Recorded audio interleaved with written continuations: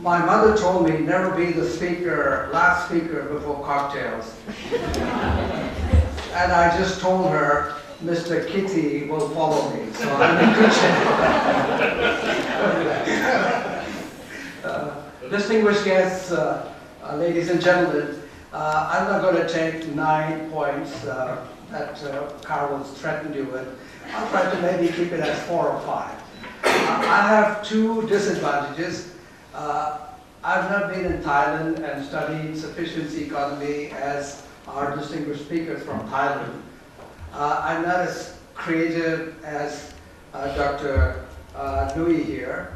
I'm not an economist like Carlos, political scientist like Dr. Songkiat. I'm an engineer. I'm boring. So I'm going to try to understand sufficiency economy in the way that I can understand, in a very pragmatic way.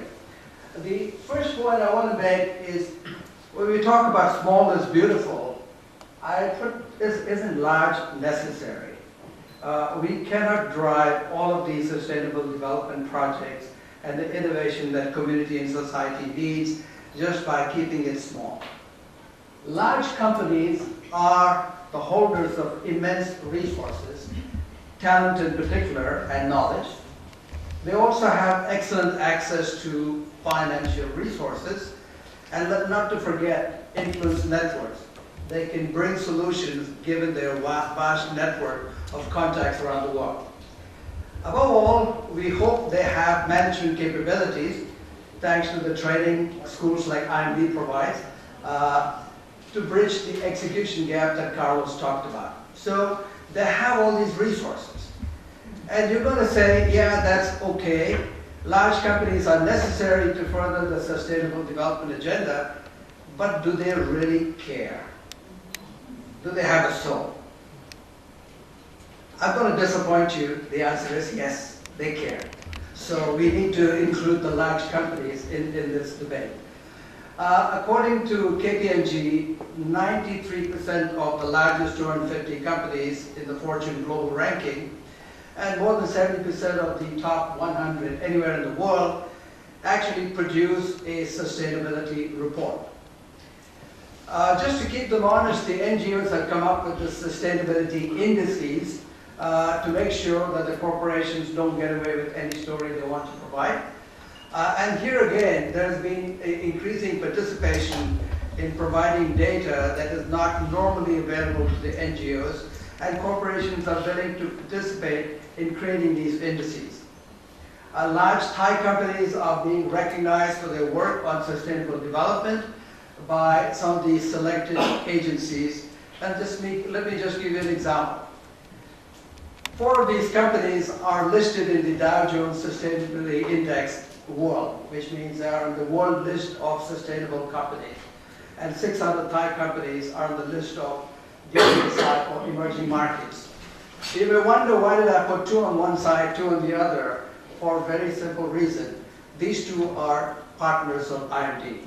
So clearly they are the better company to put up.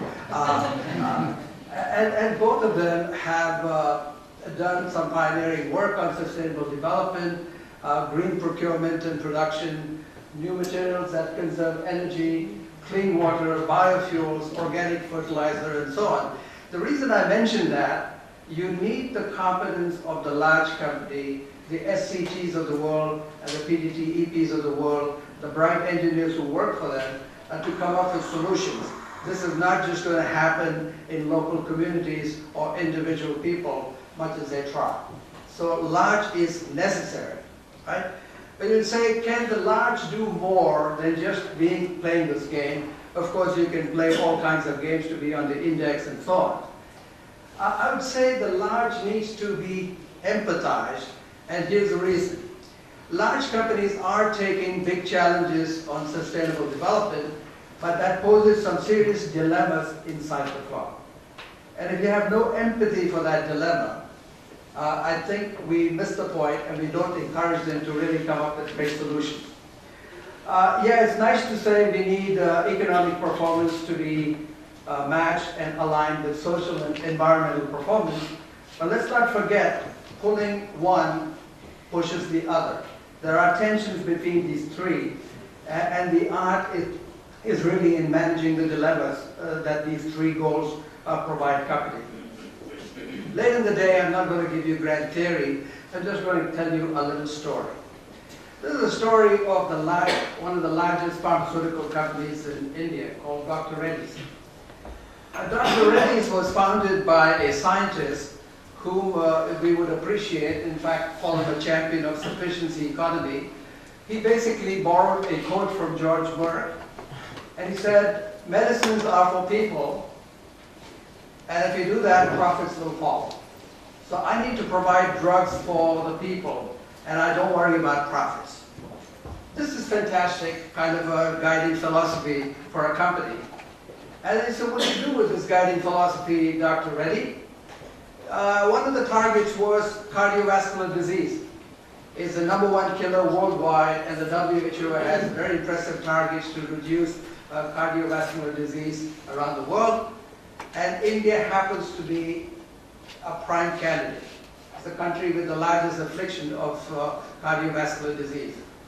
Turns out this disease can be addressed, or quite a bit of it combated quite successfully, by a simple solution.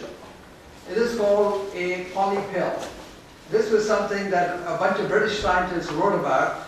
They said, we don't need fancy treatment, we just need to take 2 generic drugs to lower blood pressure, 1 generic drug to lower cholesterol, put a little aspirin in a pill, and if you can give this pill to anybody, a person who's had a heart attack or stroke, there's a 55% less chance of their getting the second one. And if they had no heart attack or stroke, if they just take it as a preventive, the chance of getting a heart attack is reduced by 55%. Wow, this is great. And now Dr. Reddy says, but how do I provide this to a worker who makes $2 a day? And the reasoning was as follows. Every 2 weeks can we ask this worker to save half of the daily wage. So $1 every 2 weeks, which means $25 over the year. If he's willing to provide that, we can treat him. So this company, the many things that Carlos talked about, they found an appropriate technology, formulation with generic drugs, not esoteric drugs, appropriate manufacturing to find these 4 active ingredients, pack them in a pill so they don't interact with each other.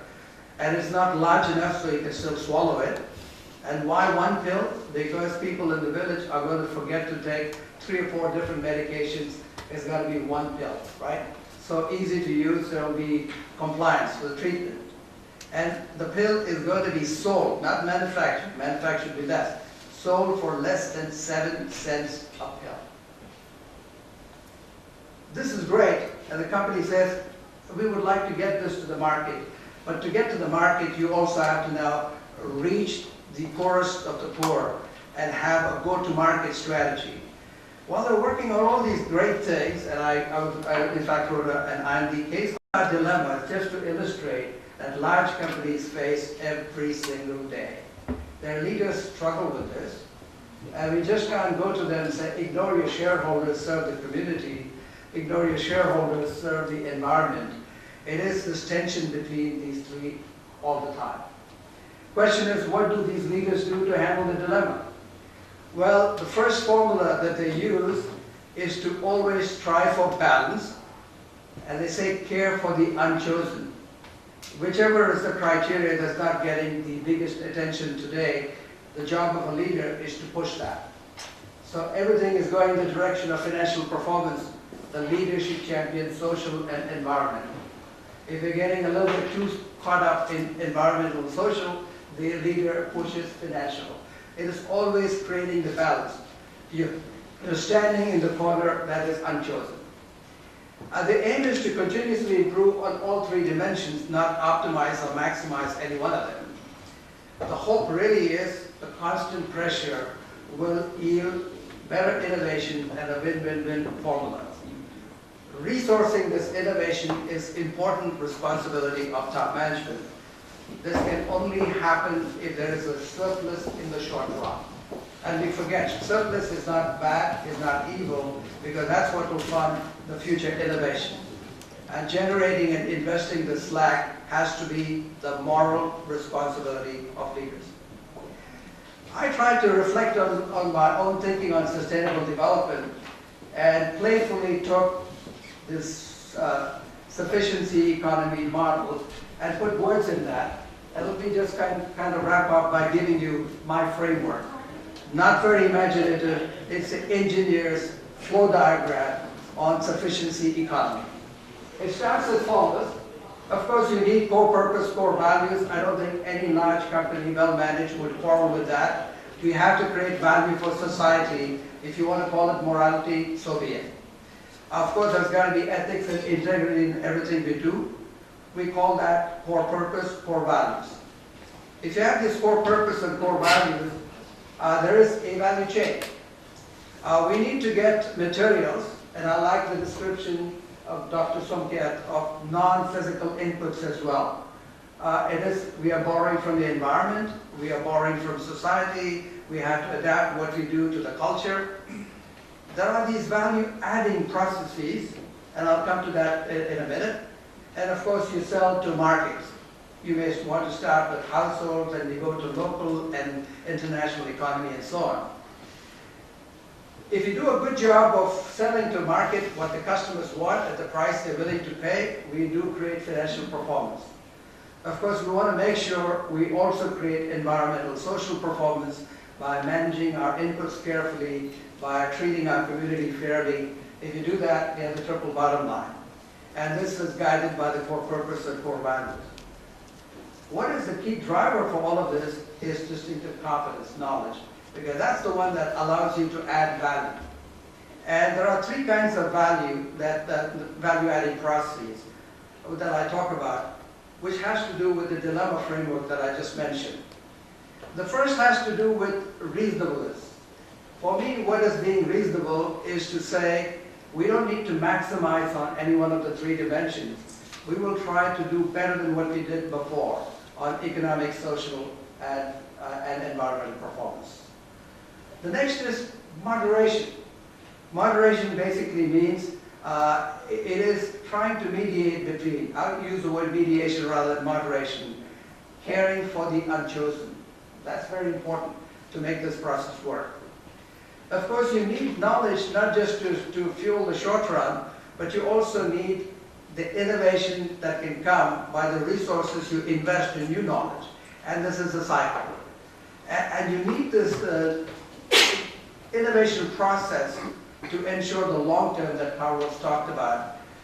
And that's how you build the protective immunity, by creating competencies that fuel the cycle of the triple bottom line, and the surplus gets feedback to drive innovation in the next round.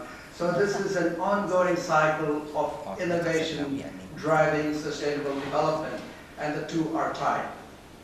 This is my humble view of sufficiency economy. And now I hand it over to Mr. Kitty to perform the most unenviable task of being the very last speaker. Thank you very much.